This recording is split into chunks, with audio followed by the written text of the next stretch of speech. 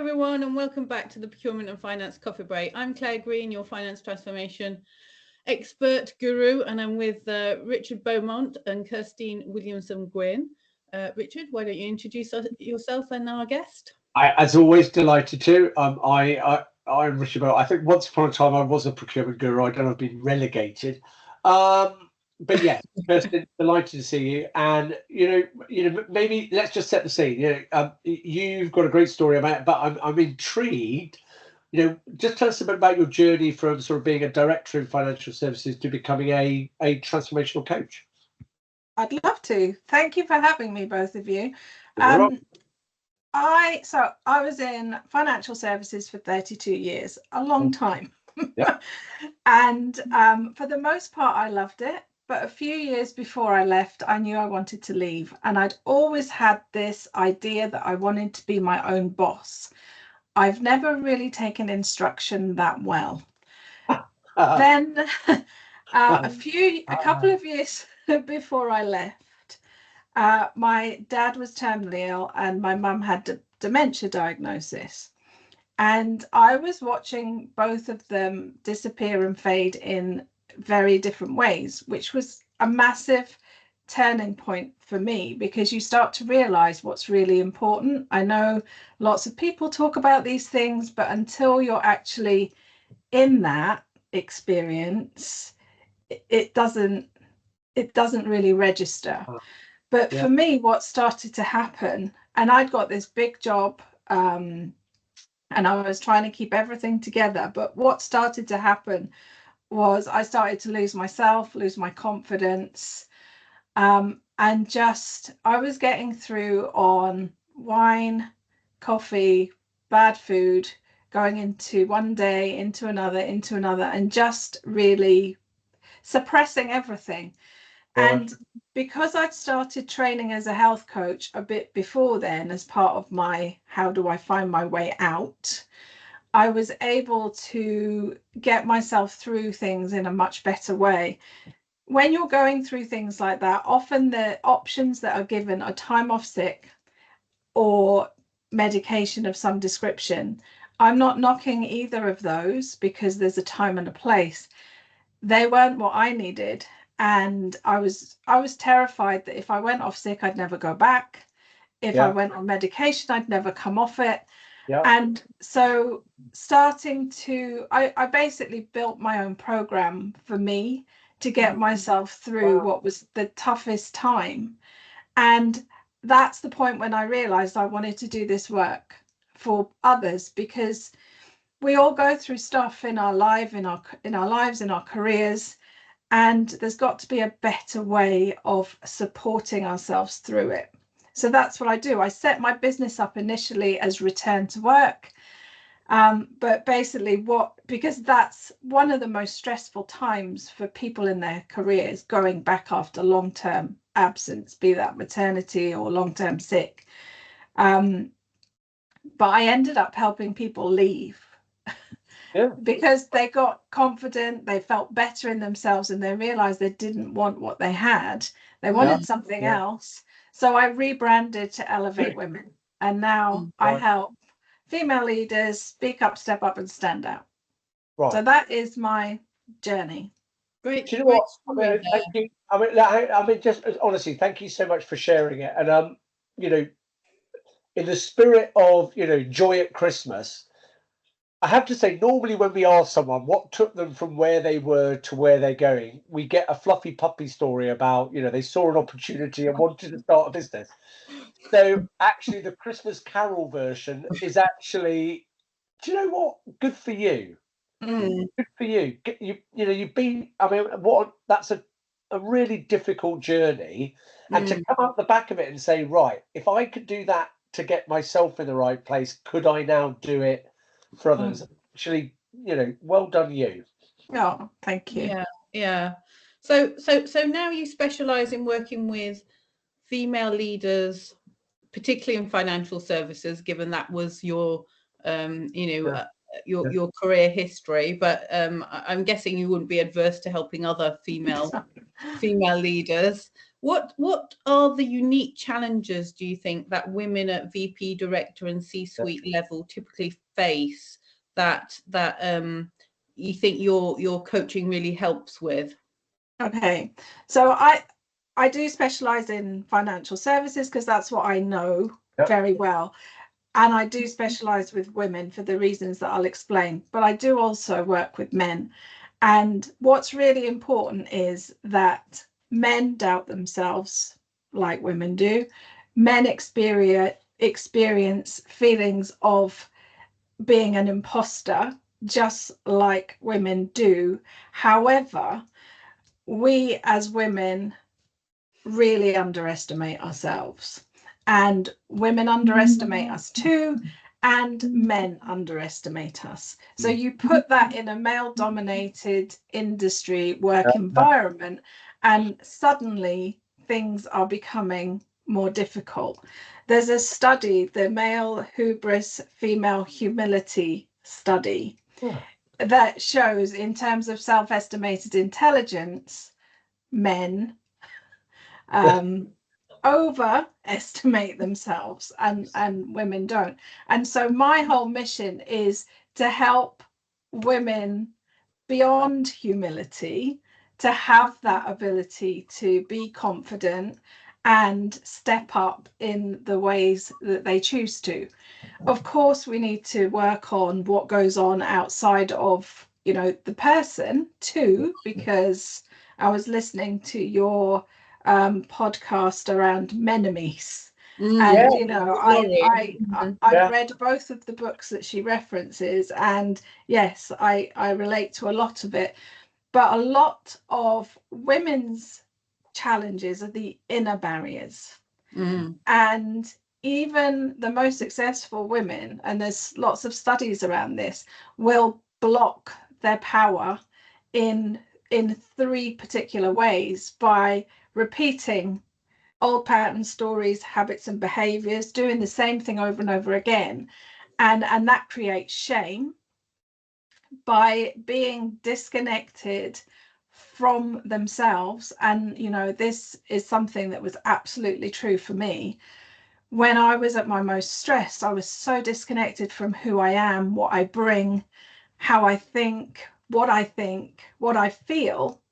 And this really stops us from going where we want to get to.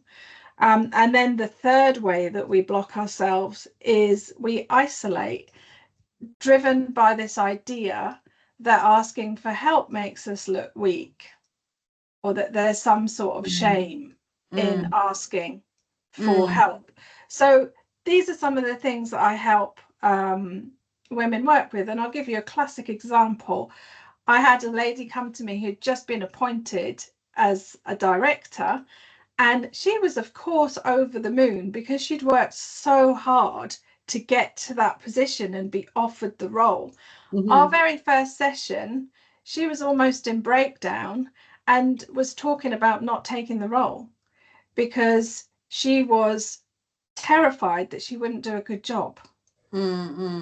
And so that's some of the things that I help people work through, because when we're disconnected, we don't see all of the things that we bring. We don't see the things that got us to that place where someone has said, yes, you're going to be a brilliant director. We don't see it for ourselves. So I kind of help people see it. I see it for people first and then help them see it for themselves. Yeah. And I think I've worked in the financial services sector, and also in financial services in consulting, which if you double it up is double male dominated. And in tech. So it's like three sectors: consulting, tech, financial services, like a perfect Venn diagram of all male dominated areas. And I've been in meetings where I've been in, you know, the only woman in a room full of 20 men. And I think when you don't see other women in positions of power in such an industry, I mean, I'm sure if a man was in the other position where it was a man in a room full of 20 women, that would make them feel a little bit uncomfortable or not see how themselves are represented in that sort of dynamic. I mean, there's a really good TED talk. I haven't watched it for ages, by a lady called Amy Cuddy. I don't know if you've ever seen that, where she talks about the power pose. Yeah, the power pose, where, you know, she said she was suffering from imposter syndrome before a meeting, and talks about, you know, how you can fake your body language to fake your brain into thinking you're more confident than you are.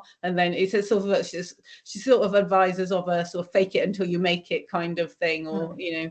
And yeah, really interesting, really interesting. So Richard, I think you've got our next question for Kirsteen. Well, no, I'm just thinking, so I'm male, I've worked in financial services, and I've worked for McKinsey, so I am in the center of the Venn diagram of evil. Yeah, evil. Yeah, so okay.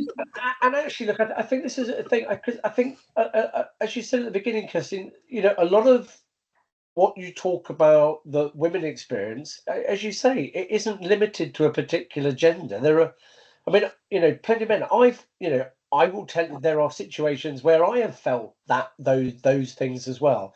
And as we were talking about, you know, when we were chatting before, you know, before we were recording, so much of it is driven by the culture of the organization. You could take two completely different organizational cultures, you know, whereas, you know, as Claire said, you'd have, you know, a room full of women and me, and those two cultures would feel, in one you might feel completely alienated, and the other one you would feel, well, okay, you know, it just so happens that I'm the only male here, and it wouldn't bother you. So I think it's, you know, ultimately the culture and how you are as an individual. And I think the thing that, you know, what I wanted to really to hear was, you know, I'm training as a coach. I'm not going to do coaching. I'm going to do mentoring, because for the same reason, I know procurement, so I want to help procurement professionals do better procurement. I'm not in the, but I'm really interested in this idea of this focusing on self rather than, you know, broader coaching principles. So what do you mean by that, and what do you think differentiates it from, you know, traditional coaching, I guess? Yeah. I think the thing is, when we look at creating a different outcome, we are normally looking externally. And what we tend to do is jump straight into action. What I've learned is that if you want a better outcome, you start with the work on yourself. And so for me, the essential elements of success, whatever it is you're looking to do, starts with your mindset, because what goes on up here is going to liberate or limit. Right. You know, and the other interesting thing that is really important is the beliefs, because your mindset and your beliefs is about identity. It's about, you know, who you are, how you feel about yourself. And when it comes to women, and, you know, we did talk about the fact that a lot of this relates to men too, but there is a specific study that shows when things go wrong, women and girls are 80% more likely to make it mean something about themselves rather than a behavior that is changeable. So we can get stuck in fixed meaning about ourselves, like, I'm not smart enough to do that. I did a degree at 40 because I felt like I wasn't academic enough to do my job that I'd been doing successfully for 5 years prior. Wow. So I learned that you start working on yourself first. Mindset, beliefs, skills and capacities. You know, if you don't have the capacity to cope with rejection or failure or stress, you can have the best plan in the world, but when that happens, you might not keep going. Skills. Running a business, I'd never run my own business without hundreds of people around me. when you're a solopreneur, you realize that you need other things. So I needed to learn about marketing, but I could have made it mean that I can't run my own business. It's those types of things. Then, of course, you need a plan. Of course, you need a plan and a strategy, and you need support so that when it gets tough, you keep going. And that's what my program is. It's those elements, and we start with you, how you see yourself, how you see your future potential, how you think, feel, talk to yourself. We are often our harshest critic. Yeah, aren't we? Sure. And we wouldn't talk to someone we don't like very much the way we talk to ourselves. Such a good observation, and it's true. It's true.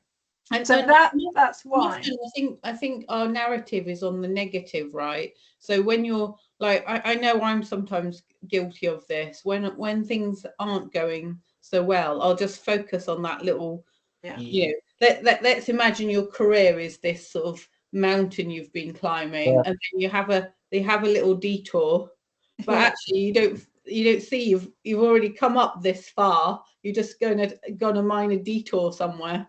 You know, we don't acknowledge. And, do you know what? Just, you know, and again, gender agnostic. My observation is actually this is a really strong character feature of high performing individuals, that they're high performing and they're good at going up the mountain, but they're also super high performing at criticizing themselves if they feel they're not making the progress they believe they should be making. Even if to the outside world they're doing amazing things. Yes. I've had friends tell me that before when I've been like either self-critical or even not self-critical, just not happy with how progress is going. Yeah, well, I know it's well. Look, thank you for sharing that, and I love this idea of, you know, focus on self. I think that's just such a good way of yeah.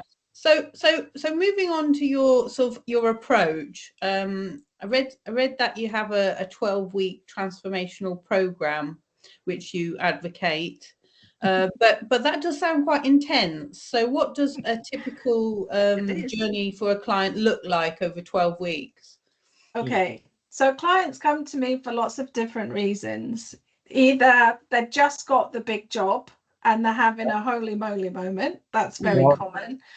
Or they've been made redundant and they need to take stock and figure out what they want to do next. Or they're trying to get to the next level. And sometimes because they're sick of feeling the way that they feel, and they know that they are getting in their own way. So dependent on the reasons they come to me, obviously depends on the outcome we're looking to create. If you're trying to transform the relationship that you have with yourself, that takes time. And that's why it's 12 weeks, because at the end of the time with me, I want my clients to be able to continue to step up without me if they want to. So that they've got the tools and strategies to be able to keep going, because as my coach said to me, another level, another devil. You don't suddenly stop doubting yourself or never lose your confidence again. As we continue to grow, we need to keep dealing with those things. So my program, the method I use is my spirit method, which is about reconnecting you to your true spirit. So the S is about strengthening self-concept. It's about enabling my clients to see a bigger picture of possibility for themselves and their future. The P is around priorities. So we're creating a compelling vision of where we're going, whether that's thriving in your new role, whether that is getting a promotion, whatever it is for people, whether it's just feeling good. And considering different options. So we prioritize, we make sure that we are allocating time to our own stuff. And one of the mindset shifts here is about from reaction to creation. something that you know, one of the things that we can struggle with is that we're reacting to everybody else's stuff, and then we run out of time and steam for our own. Something that is very common for women in particular is the overworking. And from a career perspective, that means that we're not necessarily managing our career as well as we could. So those types of things will all feed into the priorities. Then the I is about integrating relaxation and self-care. There is a correlation between self-care and confidence, as I found out. And interestingly, I didn't know how to relax, and so many of my clients don't even realize they don't know how to relax. Stress can be our emotional home if we're not paying attention. Yeah. And calm is confidence. What you said earlier, when you said you was getting through it with wine, coffee, and eating junk food, and I think everyone's guilty of doing that at times, aren't they? But actually, what it causes is like a downwards sort of spiral, doesn't it? In that you reach for those crutches, but actually you feel worse, and then you reach for more of it, and you feel worse and worse. So I completely agree that self-care, watching, eating clean, taking care of your body, taking time out, absolutely correlates to confidence. I can definitely see that. And part of that self-care, which is critical, is allowing yourself to feel whatever it is you're feeling. If it's grief, if it's panic, if it's stress, if it's anxiety, it's being able to know that that's what you're feeling, and then do something to support yourself, rather than what I did, which was suppress. Keep going. So that's the idea. The R is releasing those limiting beliefs that we had. Like I said, we make shame-based meaning. We need to deal with those things. Our beliefs are formed very early. We often reinforce them if we're not paying attention and challenging them. So I deal with those. Igniting our power, which is about breaking through those inner barriers I talked about.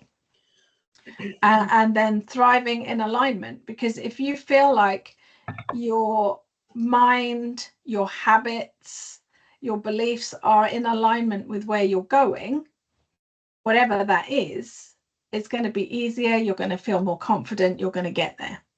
So that's what 12 weeks looks like. But the journey will be different for everybody, dependent on where they are and where they're going. Yes, and I suppose 12 weeks is a good time frame, because doesn't it take something like at least 6 weeks to develop a new habit? Oh, there's roughly. There's lots of different theories around this, but we want this to be a natural response. And part of working on your self-concept means that you respond in a more positive way to the stuff that goes wrong, or the challenges that you face. Yes. So building that sort of layer of resilience. Yeah. And a positive natural response, rather than one that starts judging yourself harshly and going in that judgment loop that sometimes we never get off. Yes, I suppose, like, if you go for a job and you don't get it, there's a one negative way of taking it is, I was rubbish at the interview process. Whereas if you have a layer of confidence, you can go, well, I know I delivered well through the interview process. I did my best. I did my best, and you can just walk away and not take it personally, right? Exactly. And there's, or you can take it personally and just let it affect your confidence, and then you don't apply for similar roles. So been there. It's funny that one of my sons is going through a sort of a difficult patch post university of working out what to do. So looking for a job, and he's getting those rejections, right? And I was chatting to him, and and sometimes it's just perspective, which is, I can think back to 2009-10. I had been made redundant. I'd just gone through divorce. I applied for 78 jobs and didn't even get a single response back. Nothing. Then I got McKinsey. So, and when I think about it, I learned most of what I do by running around carrying a log, and I'm not joking, because that basically is how the army teaches you to do anything. They tell you to do it. Amazingly, you can't do it. So then you get the punishment of running around with a log or doing something, and then you try again. And by osmosis and the force, you learn how to do it. But actually, looking back, when I look at all the things when, you do something and then they deliberately change it so that everything went wrong. Actually, what they were doing was teaching resilience, and they were teaching the ability to say, work on the basis that nothing will ever go right. And therefore, what matters, all of the training in the military was about having that coping mechanism of being able to say, okay, I know what I was supposed to be doing. I know now I can't do it, or something's happened. It's not about, what went wrong. It's about what do we now do to go forward. But my observation from sort of working with lots of senior people is that that lack of resilience, or not lack, because that sounds like a criticism, the failure of industries and careers to nurture and develop resilience is actually a core skill for anybody, whether they're working or not, whether they're senior or junior, because actually, it's just a fact. Shit happens, and being able to not reflect it back on yourself and just say, okay, I'm going to pause, I'm going to take stock, and have the confidence to do that. And then say, right, what is my way forward? Is it continue? Is it continue differently? Is it go sideways, or actually stop? All of which are valid. So, I mean, that. I was going to say, so look, my version of getting resilience is running around with a log. But if I bring it definitely back into your sphere, I mean, what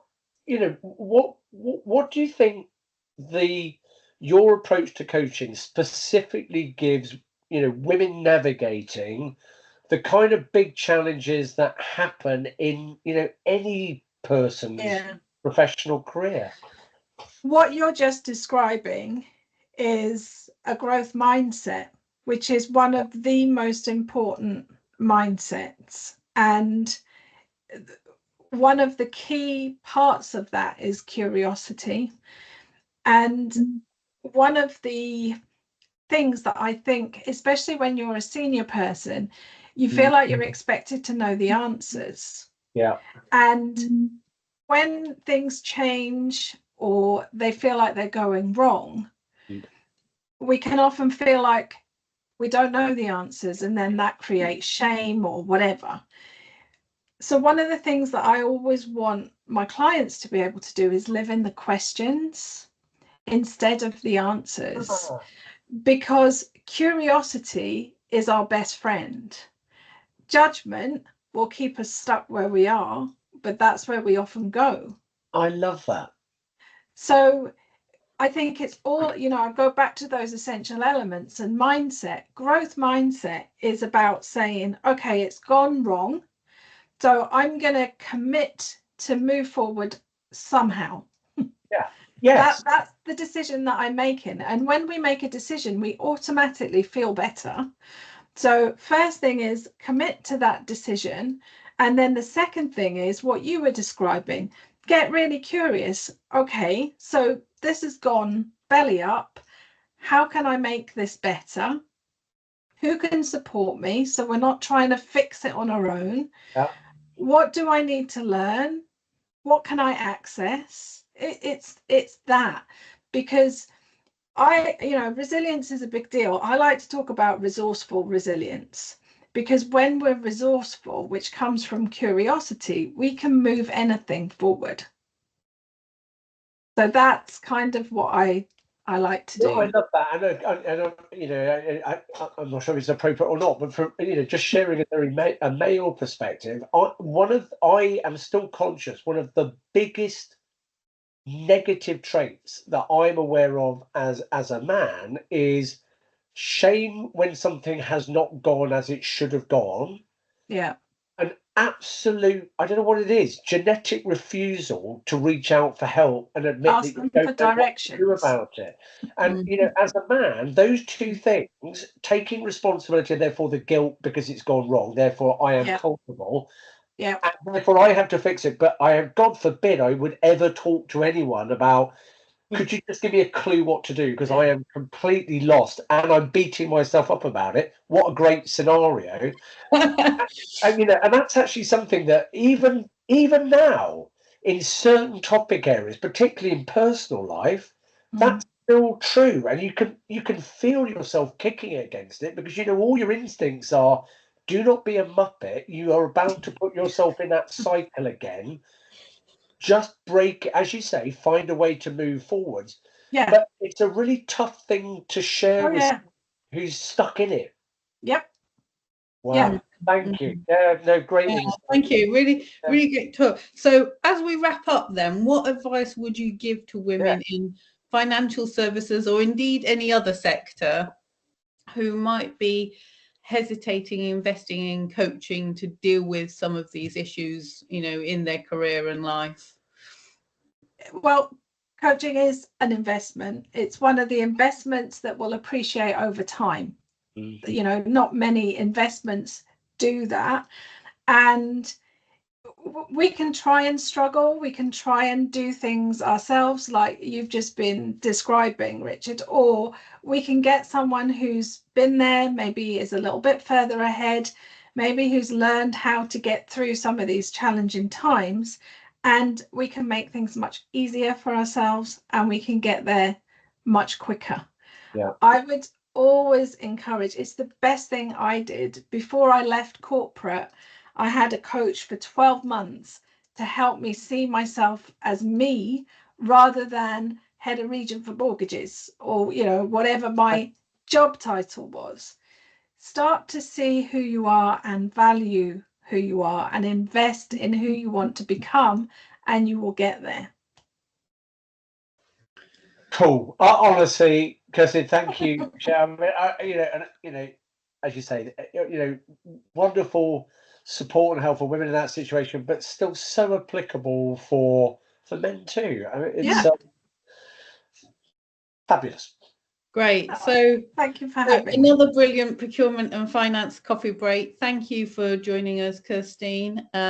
We hope you enjoyed this conversation, and until next time, we're not sure what the next episode is. It'll be a surprise to all of us. And it will definitely be a surprise to me because I won't read it to the last minute and then I'll get well, look, on that note, I mean, this will be, I suspect this will be the first one that goes out in the new year. So I hope you all had a good Christmas if you're watching this in 2025. Kirsteen, thanks ever so much. My pleasure. Thank you for having me. Bye. Okay, yeah. Bye, everyone. Bye-bye. Hey.